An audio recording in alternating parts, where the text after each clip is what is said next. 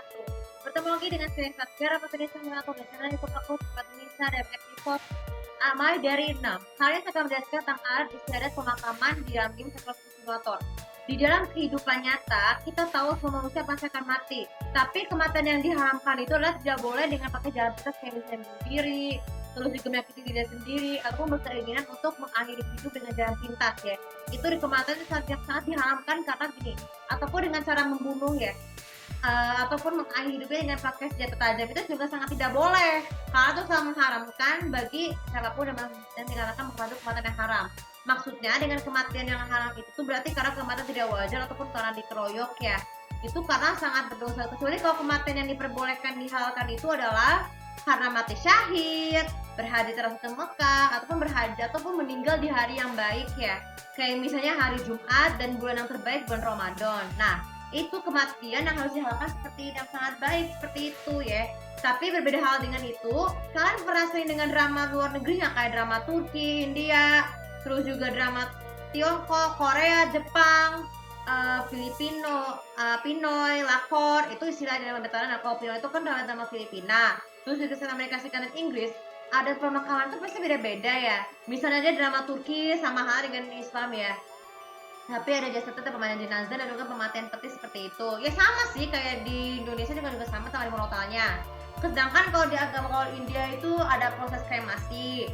Kalau Korea, Jepang dan Tiongkok itu ada obituary. Ada kalau yang Nasrani, kalau yang telenovela, itu ada Nasrani seperti itu. Nah, itu semuanya itu mengajarkan kita tuh bagaimana cara adat samahan dengan game Sekolah Simulator tentang pemakaman. Jadi tradisi pemakaman di game Sekolah Simulator itu kan berbeda sama hal dengan pernikahan itu multikultural.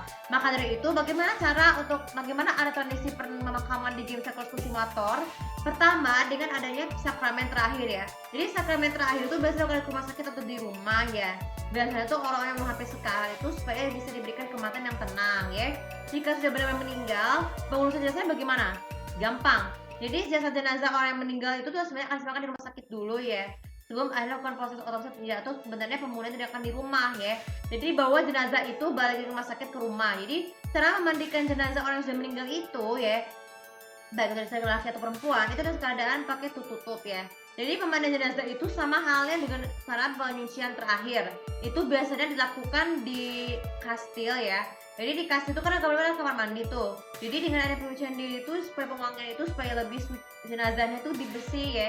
Dan maksudnya jadi pemandian jenazah itu tuh dilakukan dengan cara membasuh rambut, mencuci muka, terus juga meratakan seluruh anggota badan dan juga lakukan pewangian, lakukan mandi air yang suci ya, air murni dan air hangat supaya jenazahnya telah harum. Setelah itu bawa jenazah orang yang meninggal itu kesemayamkan baik di rumah boleh, tapi sebaiknya itu di rumah dulu baru kita lakukan pemakaman tersebut ya. Jadi pemisemayaman di rumah itu tuh supaya pada tahap awal itu supaya lebih suci pemakaman ini untuk menghibur orang-orang yang akan meninggal ya. Jadi kemudian bawa jenazah tersebut ke dua atau ada 3 tahap. Yang pertama ada 2 cara, yaitu kalau jadi ada tradisi upacara pemakaman itu tuh dilakukan di 2 lokasi. Lokasi yang pertama itu adalah berdoaan untuk para suci ya. Jadi jenazahnya tidak di kapel tapi di shrine. Jadi shrine itu kan ada peti nih. Jadi penghormatan jenazah kan dimasukkan ke dalam peti yang tertutup supaya lebih suci ya saat dimandikan. Ada doa usul dan juga ada speech yang itu kan, tapi sebenarnya pada kapel ya. Jadi kalau orang kapel itu meninggal itu tuh biasanya dilakukan tanpa ada jenazah supaya bisa mengharum ini. Jadi prosesnya berlangsung secara hikmat dan juga sangat mengharukan. Jadi pidato yang di kuil itu biasanya simple. Jadi pidato di kuil itu tuh ya, kalau saat sambil melakukan pidato di kapel, para pelayan itu biasa akan menaruh bunga-bunga seperti jenazahnya itu di dalam peti supaya berikan penghormatan terakhir ya.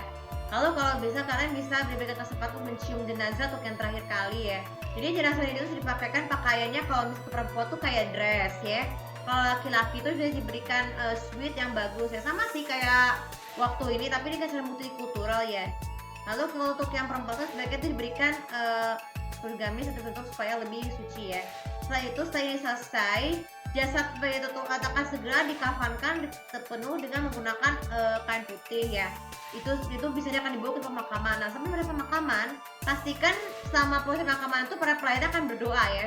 Akan berdoa di pemakaman supaya bisa menabur bunga dulu. Jadi menabur bunga itu pada saat jenazahnya sudah selesai dimakamkan dengan rapi dengan tulisan nisan yang meninggal ya.